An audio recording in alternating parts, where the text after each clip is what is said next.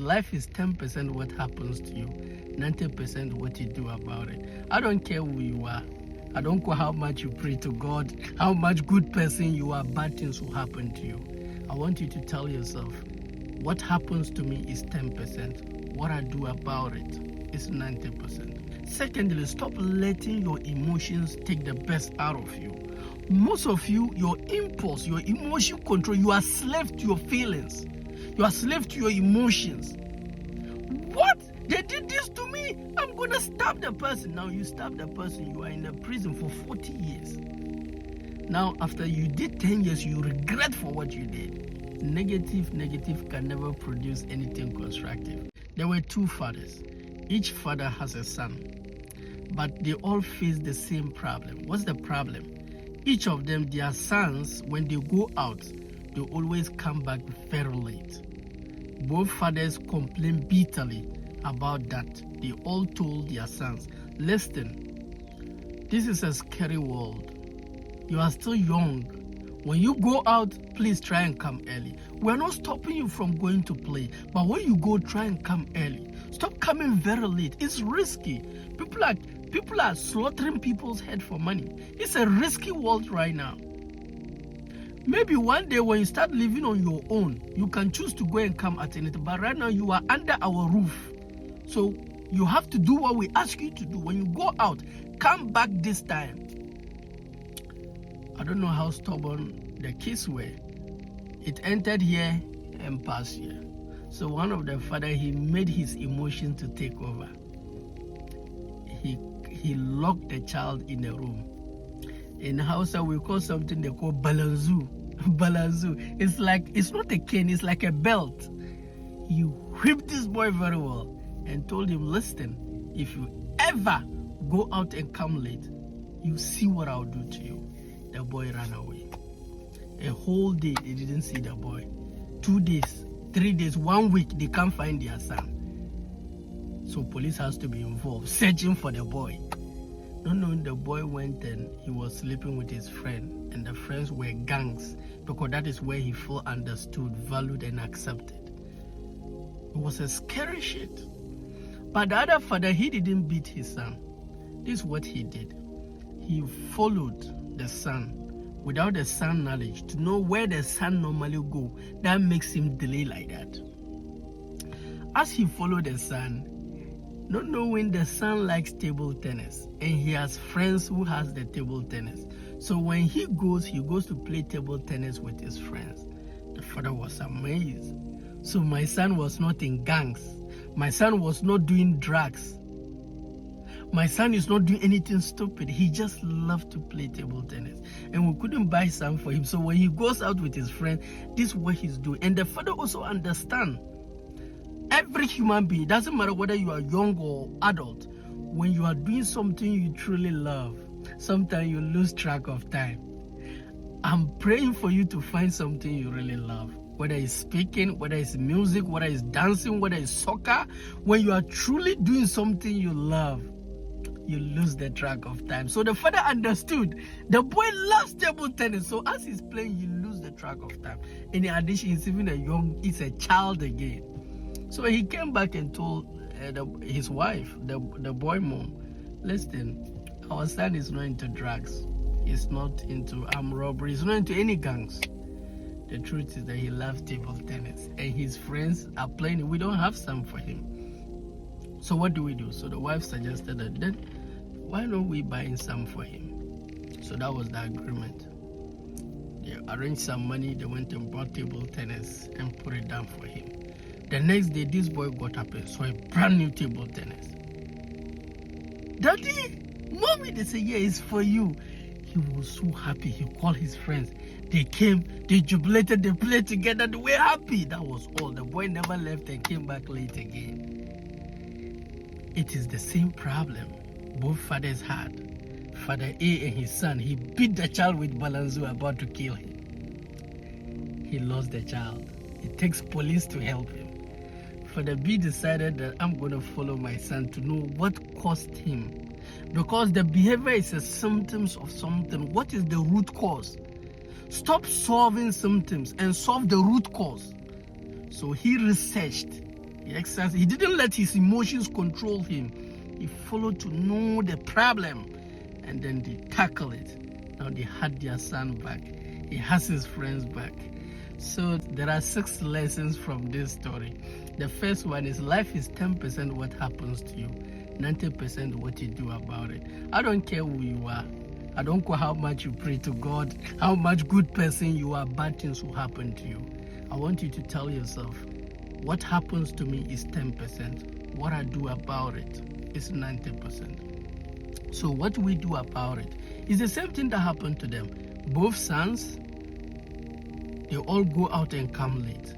How come one lost the son? It takes police security to help him. The other, his son is happy. Is the way they choose to respond. So it's not what happens. It's how life is 10% what happened, 90% what you choose to do about it. That is why seeking for knowledge, seeking for understanding, building skills, building relationship is helpful, because there are things that will happen to you. It takes your understanding, your knowledge, your wisdom, your skills, your relationship to be able to change it. Negative can never produce anything constructive. So life is 10% what happens to us, 90% what we choose to do about it. If you are walking and a lady insults you, you can decide to slap her, and that will lead to another problem. Or you can decide to say, maybe she's not feeling well. Maybe she just lost her job. Maybe she's experiencing menstrual cramps. And move away. It's not what life is 10% what happens. You have no control over what will happen. Sometimes you'll be there, this message, somebody can comment, Ibrahim, you are this. It's how I respond that will determine. That's 10%. So there are a lot of things that will happen to you. Say it's 10%, 90% what I do about it. Secondly, stop letting your emotions take the best out of you. Most of you, your impulse, your emotion control, you are slave to your feelings. You are slave to your emotions. What? They did this to me. I'm going to stab the person. Now you stab the person, you are in a prison for 40 years. Now, after you did 10 years, you regret for what you did.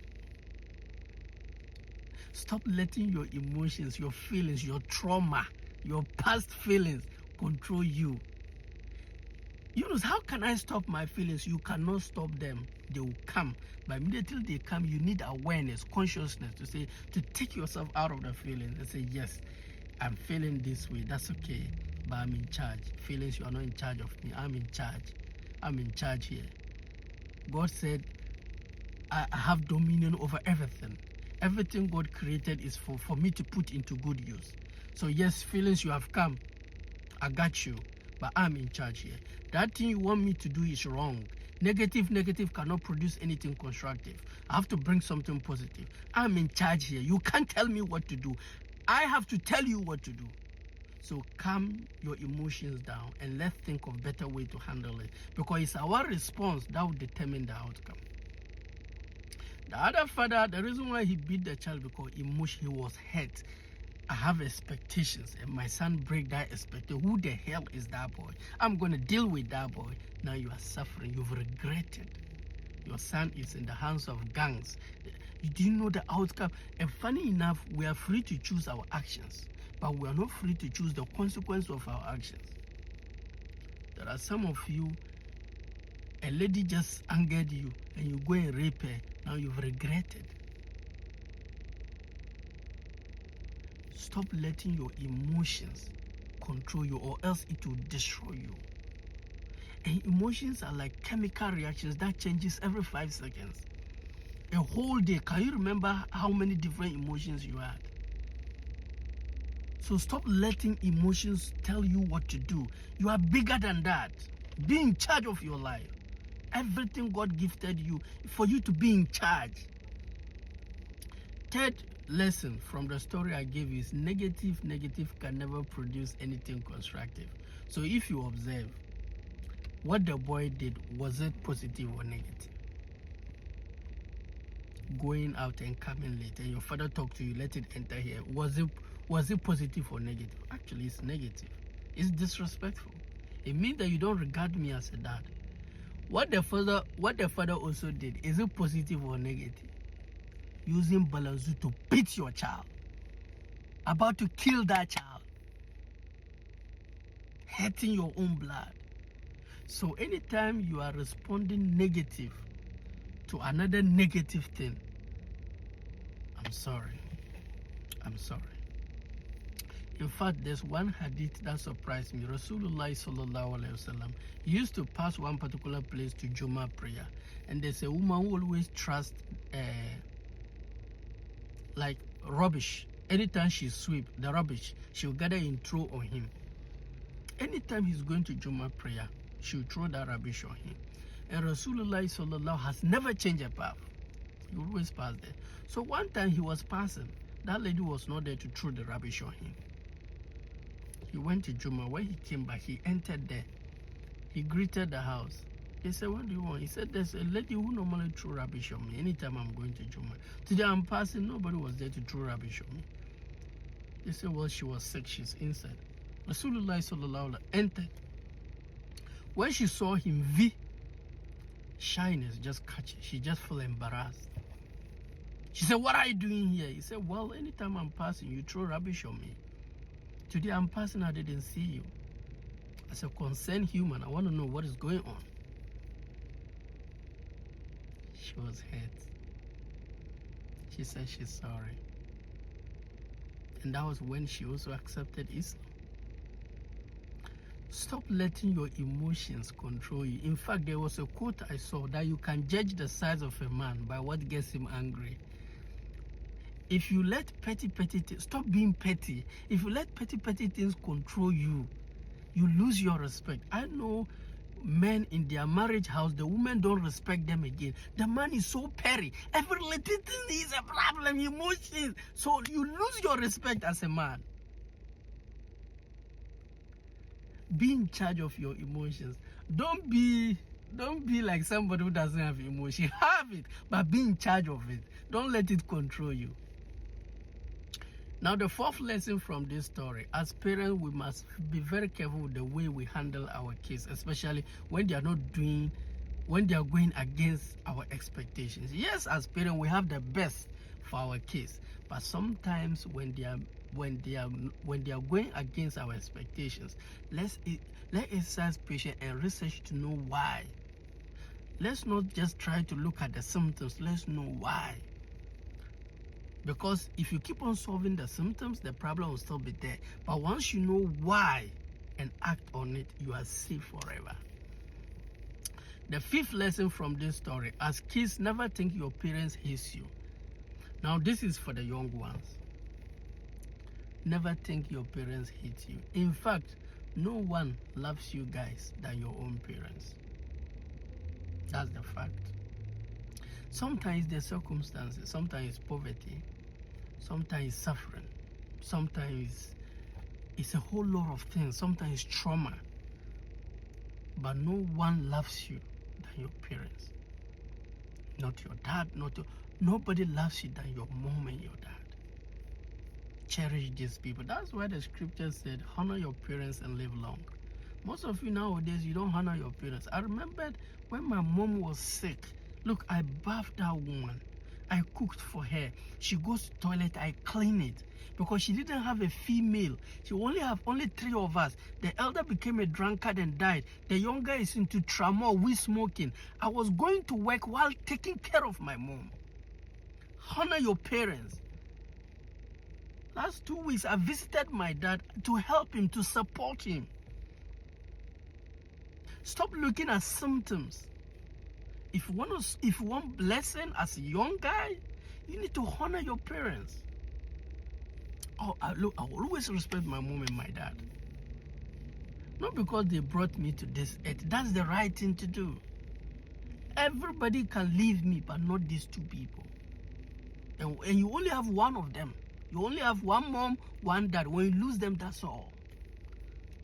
Yes, right now you might think they hate you.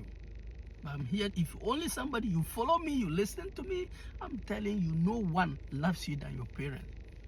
Stop looking at their symptoms of their character and start to understand, why is my parents doing like that? They want the best for you. Unless maybe they are making you go against what the God you follow, whether you are a Muslim or Christian, unless they are making you go against what the scriptural word said, then that one, I'm out of it. But aside from that, no one loves you than your parents.